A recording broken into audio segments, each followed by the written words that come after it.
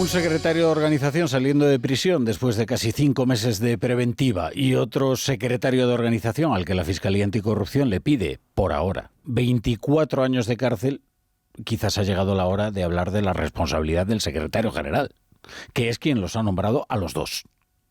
Sucesivamente, porque Santos Cerdán vino a sustituir al caído José Luis Ábalos.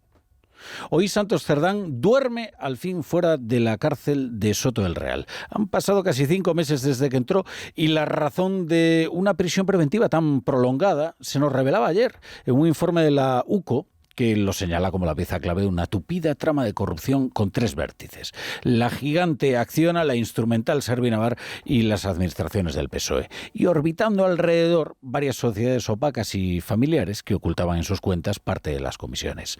Un botín que la Guardia Civil calcula en más de 6 millones de euros. Hace apenas 40 minutos salía de la cárcel Santos Cerdán y atendía a los periodistas muy brevemente. Lo primero que quiero decir es que se están hablando muchas mentiras y hay muchas manipulaciones en cuanto a la interpretación que se hacen de los 2 informes sobre mi persona. Yo confío que la verdad se imponga y que al final con esa verdad se haga justicia. Quiero agradecer también a toda mi familia, a todos los amigos de toda la vida que me han apoyado y siguen apoyándome y también a la labor de mis abogados, que ha sido también fundamental. Muchas gracias a todos y en los próximos días no se preocupen que hablaré con todos. Bueno, interpretación. Realmente los informes de la UCO no contienen ninguna interpretación. De hecho, la Guardia Civil no habla ni siquiera de tipos penales, porque no le corresponde. La Guardia Civil reúne una serie de indicios, que es lo que le ha pedido el juez, fruto de una investigación procelosa, larga, que es lo que ha mantenido a Santos Cerdán en prisión, porque lo que temían es que interfiriera destruyendo algunas pruebas, dado el conocimiento que tiene, que es mayor que el de José Luis Ábalos, que es mayor que el de Koldo García, porque en realidad parece que la fuente originaria de la corrupción socialista, en este caso, es este Santos Cerdán, que fue quien le presentó a Koldo a José Luis Ábalos, Este Santos Cerdán que acompañó desde el principio a Pedro Sánchez en su aventura. Interpretación, vamos a ver, hechos. Si la Guardia Civil encuentra un documento que ha permanecido secreto en un registro en la sede de Servinavar, en el que se especifica que Santos Cerdán ha comprado el 45% de la compañía, eso es un hecho, no es una interpretación. Una interpretación es, por ejemplo, si cogemos la declaración de Santos Cerdán y atendemos a quién le ha agradecido su apoyo durante este tiempo. Lo ha hecho a sus familiares, lo ha hecho a sus amigos, pero no lo ha hecho a su partido, ni a su secretario general. Con lo cual nosotros podemos interpretar que Santos Cerdán se encuentra huérfano de militancia, abandonado por su partido y, por tanto, liberado de cualquier principio de lealtad. Esto es una interpretación. Pero lo que reúne la UCO son hechos. Ejerció, según la investigación, la corrupción total, porque era a la vez conseguidor y adjudicatario, corruptor y corrompido, porque la Guardia Civil crea afianzada la propiedad del 45% de Servinavar, que revelaba un documento secreto hallado durante el registro en la sede de esta empresa instrumental radicada en Navarra. O sea que sí, que tiene un nivel de conocimiento que según el juez le hubiera permitido maniobrar para entorpecer la investigación. Más hechos. Le sorprendía a Anchón Alonso, y así se lo comunicaba a su mujer, el tren de vida que llevaba la Paqui, la mujer de Santos Cerdán, a la cual cuando llegaba al Corte Inglés le hacían una fiesta. Se peleaban por atenderla, porque gastaba considerables cantidades de dinero. Estos son hechos reunidos en ese informe. Más hechos. Con el sueldo que ganaba con la política, probablemente no podía soportar el alquiler mensual de 3.000 euros del piso en el que vivía. Y por eso se lo pagaba la compañía Servinavar. Estos son hechos. El hombre de estrecha confianza de Pedro Sánchez ha salido de prisión y quedará a la espera de un juicio. Apestado por los suyos, aquellos que defendieron su honradez, que decían que todos eran inventos de la UCO. Ahora ya nadie le llama. Super Santos Cerdán. La brújula. Con La Torre. Bienvenidos a La Brújula. Si se incorporan a esta hora a la sintonía de Onda Cero en este día tan frenético. Santos Cerdán queda a la espera de un juicio, pero los indicios reunidos en la investigación dibujan un negro panorama para los 4 del Peugeot. Para los 4. Otros 2 de los del Peugeot, José Luis Ábalos y Koldo García, han recibido de la Fiscalía Anticorrupción una muy mala noticia, porque les piden 2 décadas de prisión, nada menos. 24 años de cárcel para José Luis Ábalos y 19 para Koldo García. Pero esperen, porque estamos hablando únicamente del caso de las mascarillas. Esto es por contratos presuntamente fraudulentos de mascarillas y por colocar con un sueldo público a Jessica García, la acompañante de Ábalos. Si atendemos a lo que el propio Ábalos ha dicho, este es el chocolate del loro. Lo he dicho aquí en estos mismos micrófonos. El chocolate del loro, es decir, una minúscula parte de la corrupción de todos estos años. Ábalos se encuentra imputado por delitos de organización criminal, cohecho, tráfico de influencias, malversación de caudales públicos en el Supremo. Anticorrupción además le atribuye un 5º delito: uso de información privilegiada adquirida en su condición de ministro de Transportes. Esto es un problema desde luego para el PSOE, claro. La situación procesal de 3 individuos que operaban desde el corazón del partido y del gobierno. Porque es normal que el reo sienta un súbito ataque de vértigo cuando se enfrenta a la perspectiva de 2 décadas de cárcel. Y eso suele aflojar la lengua, suele aligerar el verbo e invita a colaborar con las investigaciones en marcha. Ahora imaginen ustedes las consecuencias de 3 tipos con tanta información compitiendo en una carrera angustiada por su salvación. ¿Quién se lo habrá imaginado? Sin duda es Pedro Sánchez, que al mismo tiempo que Santos Cerdán salía de la cárcel, al mismo tiempo pedía el voto para un procesado, para Miguel Ángel Gallardo, en las elecciones de Extremadura del 21 de diciembre. Claro, si toda esta situación no termina con un barómetro del CIS en los 250 diputados, es que Tezanos está perdiendo el nervio. Es que hoy hay un CIS que pone al PSOE 10 puntos por encima del PP, como ganador de las elecciones.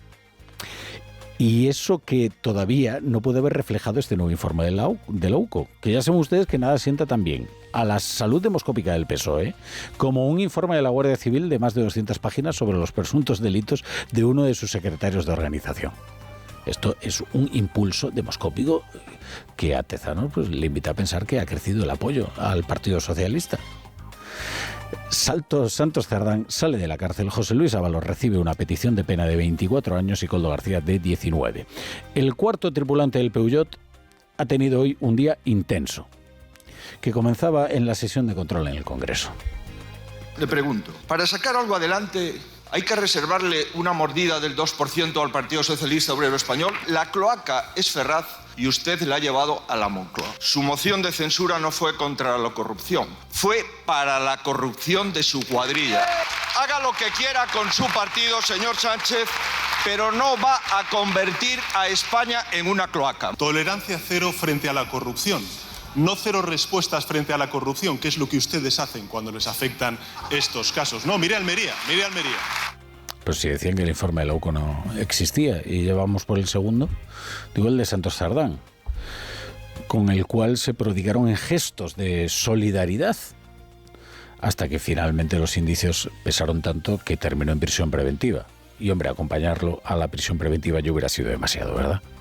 Claro, luego, después de este intercambio con Alberto Núñez Feijóo en la sesión de control, Pedro Sánchez ha acudido al Foro Metafuturo que organiza A3 Media. Allí ha coincidido con las grandes personalidades allí reunidas y ha prometido actuar contra la tecnocasta, contra los magnates de las grandes tecnológicas. Pero la cita con más morbo en la agenda presidencial de hoy es la que ha terminado hace unos minutos en Mérida, a donde ha ido a apoyar a su candidato en Extremadura, Miguel Ángel Gallardo, el paradójico Gallardo.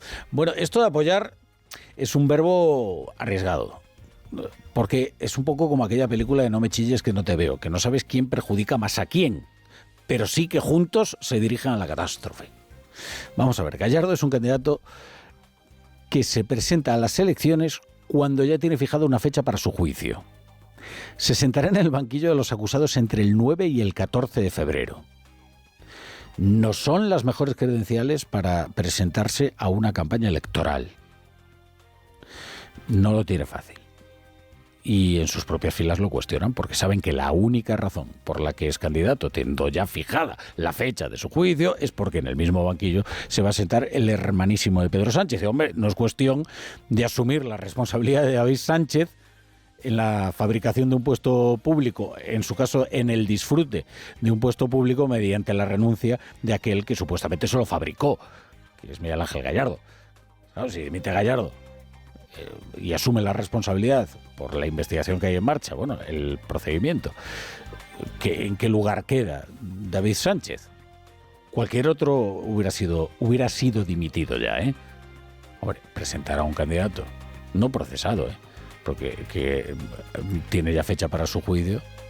Bueno, mitin cargado de morbo, tan cargado de morbo que mientras Pedro Sánchez estaba en la tribuna tratando de levantar el ánimo de los socialistas extremeños y pidiendo el voto para el candidato Gallardo, salía de la cárcel su secretario de organización, Santos Cerdán. No ha faltado nada en el mitin, desde el convencimiento de Gallardo de que el PSOE volverá a hacerse con el gobierno extremeño, a alusiones y, ojo, elogios al hermanísimo. La derecha siempre lo hace, intenta destruirte utilizando los juzgados.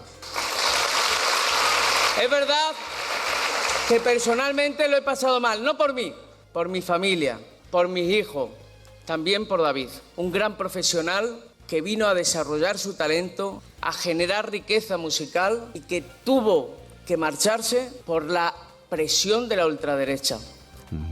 ¿Marcharse a qué? ¿A tributar a Portugal por la presión de la ultraderecha? Será por la presión fiscal. Claro, pero si es que estaba viviendo en la Moncloa, tributando en Portugal y trabajando en Badajoz, trabajando en un puesto cuya sede física ni siquiera conocía, o al menos eso le he dicho a la web. Talento musical, bueno, se le supone, no sé, como el valor en la mili. Pero desde luego no es que parezca que ha trabajado con demasiado esfuerzo para justificar el sueldo público de los extremeños, aportado por los extremeños. Bueno, es un riesgo, ha sido un riesgo llevar ahí a mentar al hermanísimo en la habitación, a David Sánchez Pérez Castejón, más conocido como David Zazagra, desde la tribuna de un mitin.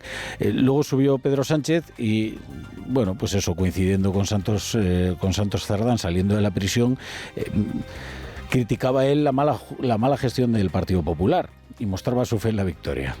Por eso a mí no me cabe ninguna duda de que vamos a ganar las próximas elecciones del 21 de diciembre, porque el presente y el futuro, pero subrayo esto, con mayúsculas de Extremadura, se escribe con las siglas del Partido Socialista Obrero Español. En Onda Cero, La Brújula, Rafa Latorre. Me tienes contenta. ¿Que me tengo que cambiar de compañía cada año?